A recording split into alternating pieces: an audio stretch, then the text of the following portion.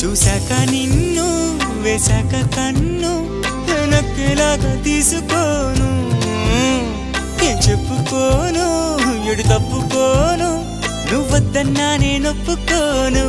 నువ్వేసే గవ్వలాటలు మెలేసే గళ్ళబాటలు నీదాకా నన్ను రప్పించింది నువ్వేలేవమ్మా నిజంగా నెగ్గడం అంటే ఇష్టంగా ఓడడం అంతే